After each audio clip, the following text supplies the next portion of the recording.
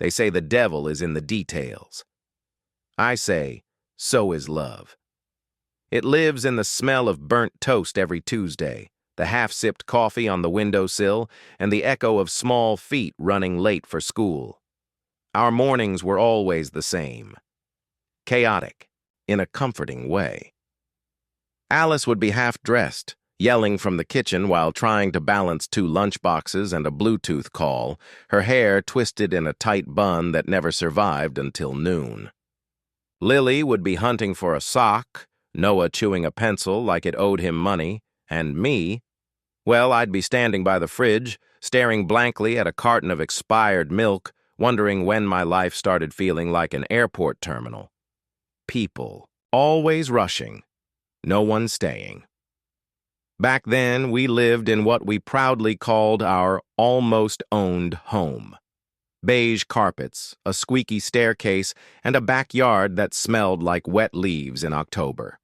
A far cry from our first place, a basement, apartment with concrete walls and a broken heater. We used to huddle under one blanket and laugh about how success was just 1 good year away. 17 years later, we had the blanket, the heater, and no time for laughter. Alice. Alice was tired. She wore exhaustion like perfume, an invisible scent of sleepless nights and ambition. She worked in tech, some big firm downtown with open floor plans and no soul. I'd watch her button up that fitted navy blazer, her eyes still smudged with yesterday's mascara, and wonder how someone so strong could look so fragile. She used to hum while brushing her teeth. Now it was just silence. She never said it out. Loud, but I knew she felt invisible. Like a button in an elevator, essential but unnoticed. She cooked, cleaned, earned more than me, and still came home to hear my mother say, "Your kids eat like they're at army camp. No wonder they're so thin." Alice would nod politely, then slip away into the bathroom and cry with the water running. I knew because I once found a wet towel on the floor and tissues in the trash, mascara bleeding into the cotton. I said, nothing. I thought silence was kindness. Turns out silence is just another way to disappear. I was busy too, of course. I taught part-time literature classes and freelanced for anyone who'd pay me to turn adjectives into invoices. My desk was cluttered with scribbled notes, old coffee cups, and a folder labeled Plans 2030. As if I had some kind of strategy beyond making it to Friday. Then came Andrew. He joined Alice's team sometime in the fall. I remember her mentioning him over dinner once between bites of reheated lasagna. New guy, smart, fresh out of a startup, redhead, weird laugh. She laughed when she said it. I didn't think twice. Andrew became a regular name in our kitchen after that. Andrew figured out the system bug. Andrew knows a guy who can get GPUs for cheap. Andrew said that ergonomic chairs are scams.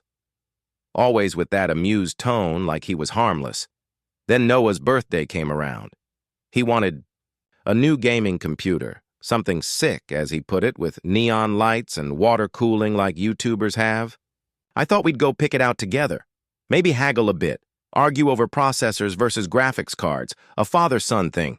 But when I came home that day, the box was already there, covered in bubble wrap and excitement. He helped me pick. "It out," Noah beamed, pointing at Alice's phone.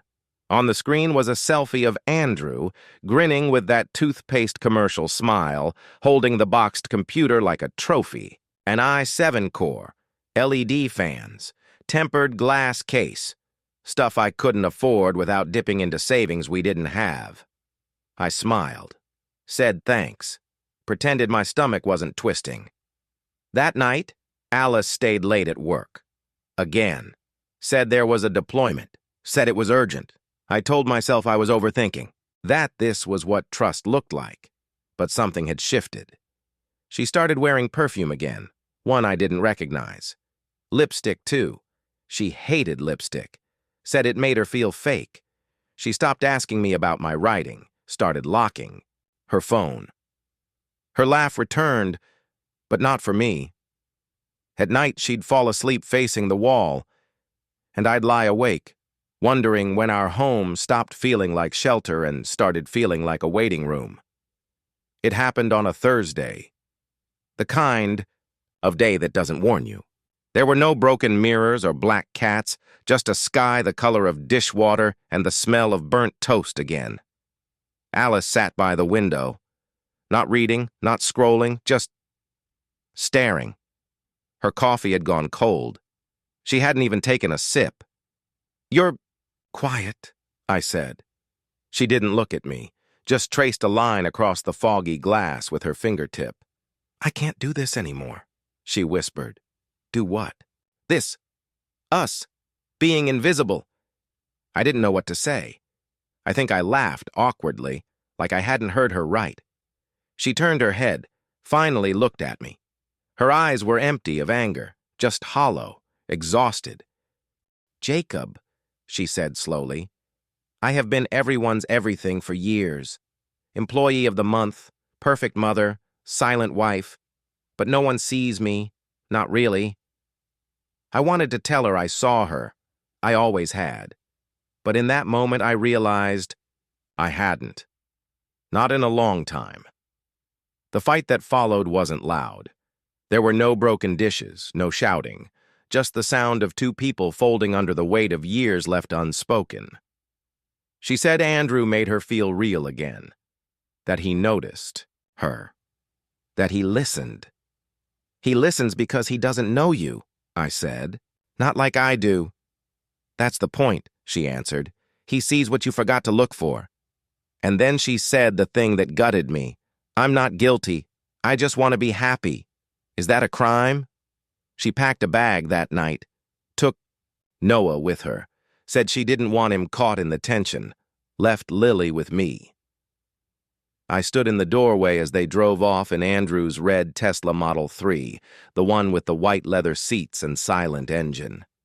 That car didn't make a sound, but it might as well have been thunder. The house changed without her. It was quieter, yes, but not in a peaceful way. It was silence, with sharp edges. Lily tried to keep up appearances. She cooked pasta once, burned it. We ate it anyway, laughing with our mouths and crying with our eyes. Then came the school incident.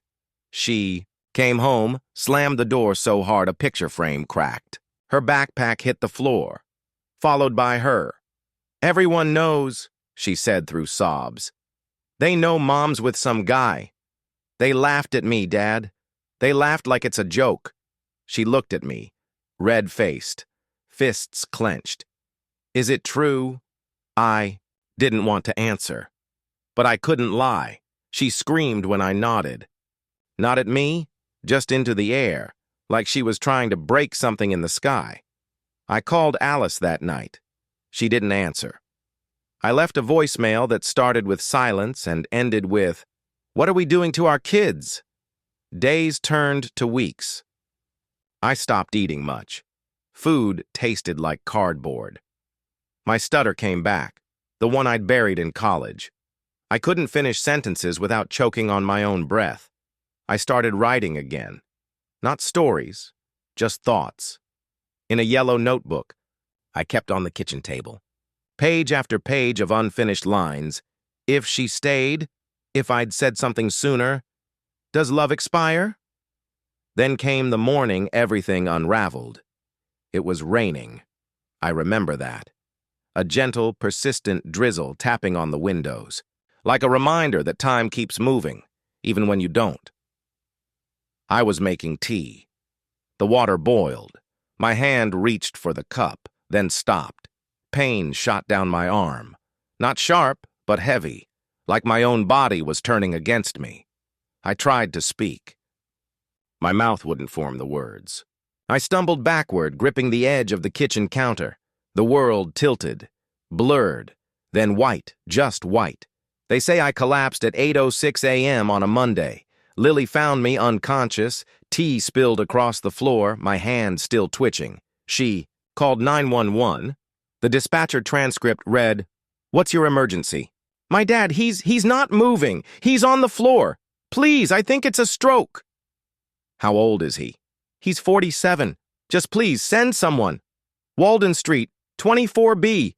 Pause, crying. "Dad, please don't die. I'm not ready. Please." Bye. The time the paramedics arrived, I was barely breathing. They loaded me into the ambulance under the blinking lights of dawn, the street slick with rain, neighbors peeking through blinds like it was a TV show and not my life. One EMT later told, "Lily, he was lucky. A few more minutes and we'd be telling a different story." I suppose he meant that I'd survived. But sometimes, survival is the beginning of the hardest chapter. The world kept spinning, even as I lay suspended between life and nothing. They placed me in a private room at St. Vincent's.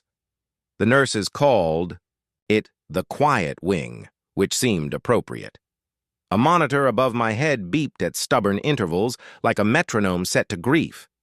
Beside me sat a photo in a cracked frame. Lily in her graduation gown, Noah with frosting on his nose, Alice caught mid-laugh as if someone had once made her feel light. I heard none of it. Not the machines, not the hushed footsteps, not the, "Mr. Sawyer, squeeze my hand if you can hear me." I floated. No time, no pain, just quiet. But outside that room, chaos had a soundtrack. Alice had moved into a penthouse apartment overlooking the city. Glass walls, Scandinavian furniture, and a kitchen she rarely used. The kind of place she used to point to in magazines and say, "One day." Andrew lived with her now. His sneakers lined the hallway, his watch charger occupied her nightstand. His jokes filled the silence, at least for a while. Then came the shift. Alice found it by accident. She was looking for Noah's science project photos on Andrew's phone, scrolling quickly, almost mindlessly, until she landed on a WhatsApp group titled Beach Trip. There it was, messages, selfies, and voice notes exchanged between Andrew and a woman named Annabelle. Curvy, sun-kissed, and unapologetically flirty. One voice message played, "I miss you. Next time, don't bring your laptop, just bring that smile." Another showed a pregnancy test. 2 lines. A caption. "So, what now, Daddy?" Alice didn't cry. Not at first. She just stood there, blinking while her whole body went cold. She didn't confront him, not immediately. Instead, she watched, observed, became invisible in her own home, like a ghost haunting the life she thought was salvation. A week later, it snowed. The city below turned into a watercolor of white and gray. Alice stood by the floor-to-ceiling window, watching the streets blur beneath her. And there, down on the corner, under a flickering street lamp, she saw Andrew, kissing Annabelle, hands on her waist. A moment that didn't belong to Alice never had. When he came home, he found his drawer empty, his cologne gone, his coffee mug in the trash, and a single note on the bed. "You were right. I was beautiful once. But you were never ready for my pain." The children stayed. Alice asked them to. She begged them not to follow her this time. Andrew didn't leave town. He stayed in the penthouse, turned Noah's bedroom into a jungle of basketball posters and LED lights. He started waking Lily up for school, packing lunches, scheduling therapy. He even got a golden retriever named Copper, who somehow always ended up in Lily's bed by night. To everyone's surprise, Andrew became the glue in a house that had forgotten how to hold itself together. Maybe it was guilt, maybe ego, or maybe he really just couldn't walk away from the kids he helped break. Alice, meanwhile, disappeared. No one knew where she went. Even Lily stopped texting. "I'm done with her," she'd said. "She chose the guy. She chose everything, but us." What they didn't know was that she had entered a convent on the outskirts of the city, a place with stone floors and walls that smelled of incense and old wood, the kind of place where no one asked your last name. Alice slept on a narrow bed beneath a window that looked out on a frozen garden. She helped cook meals, wash linens, mend fences. She didn't speak much. She didn't cry much either. One night, while folding altar cloths, she whispered to the sister beside her, "I thought he'd save me, but I drowned myself in the end." Back at the hospital, my daughter visited once a week. She read to me, mostly things she wrote herself, essays, journal entries. One was titled, "The Day My Father Died But Didn't. She'd Bring Noah, Too." He was quieter.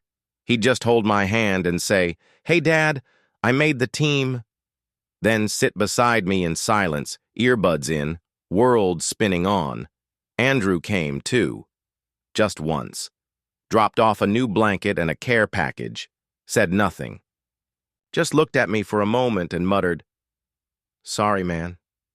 For everything." I didn't move. Couldn't. But somewhere deep, a part of me heard all of it. Felt all of it. The silence wasn't peaceful anymore. It was lonely. And it was almost time to wake up. The first thing I saw was a Christmas tree. Not some grand department store showpiece, but a small plastic one. Crooked, one side heavier with ornaments than the other. A handmade angel made of glitter-glued cotton balls leaned too far forward on the top branch. And beneath it, Lily. My daughter, curled, up in a chair, one arm draped over a book that had slipped from her lap, her hair tangled, her face soft in sleep. For a moment, I thought I was still dreaming. But then the monitor beeped again, steady and insistent, and my hand twitched. The world had sound again. I didn't cry. I couldn't. My body was a stranger to me. But I felt the ache deep in my chest. Not pain, not even joy. Just the raw, hollow sensation of coming back to a life that had already moved on. Recovery was slow, cruel even. I had to relearn the basic choreography of existence. How to hold a spoon without spilling. How to shape words with a tongue that no longer trusted me. There were flashcards, exercises, nurses with cheerful voices that cracked under long shifts. I failed often, fell twice, but I kept going.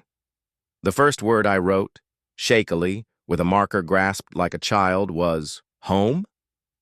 They didn't answer right away, because the truth was, there wasn't one to go back to, not the one I remembered.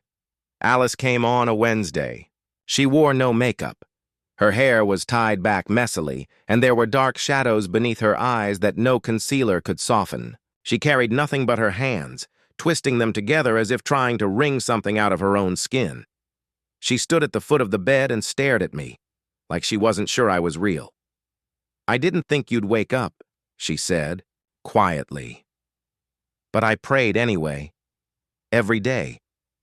I blinked slowly. That was all I could give. She sat down, took my hand, carefully, as if it were porcelain. Her fingers were colder than mine. "I'm sorry," she whispered, "for leaving, for failing, for thinking I could fix myself by escaping. I wasn't strong enough. I didn't survive it the way I thought I would." I watched her, watched the way her lips trembled and her throat bobbed with every hard swallow. When my voice came, it was a whisper, hoarse and broken. "You fought alone." She looked up, startled. "I stood still," I added. "I let you carry everything. That's on me, too." She broke, not with sobs, but with silence. Her head fell forward, her forehead pressed against my hand. That's how Lily found us when she came in. Two people broken in the same direction. In time, Alice returned to the kids. Lily forgave her first, quietly, one night after a walk under streetlights. Noah took longer, but eventually the laughter came back. Awkward at first, then genuine. I stayed behind. The hospital gave way to a care home. Restorative living, they called it. It wasn't home, but it had windows that let in golden light and a nurse named Paul who snuck me coffee when no one was watching. I started writing again, slowly. My fingers didn't move like they used to, but the words came. The piece I'd never finished, the one that started in the middle of our unraveling, now had a title. How to Lose a Wife and Find Your Soul in One Winter. It sat in my drawer. unfinished still. But that was okay, because not all stories need a clean ending. Some just need peace. One night I stood in the bathroom looking at myself in the mirror. A thinner man, grayer, bent but not broken. There was a bottle of pills on the counter, pain meds, not dangerous but strong. One slipped from my fingers and dropped into the sink with a soft clink. I didn't bother to pick it up. Some battles weren't worth continuing, not anymore. I had enough. My final act was simple. I wrote a letter, folded it neatly, slipped it under my pillow. Dear Alice, I'm proud of you. You did what you had to, even if it broke us both. But look at you now, standing, laughing, loving. Tell Lily I see her strength. Tell Noah I never stopped being his biggest fan. You're a family again. That's all I ever wanted. I'm happy because you're okay, and that's enough. Jacob, the next morning, Paul found me by the window, asleep with the sun warming my face. The tree outside was blooming early. I was still breathing, just slower. Now. And somewhere down the street, I imagined them around a breakfast table, coffee brewing, Lily teasing her brother, Alice smiling into the light. They were okay, and so was I.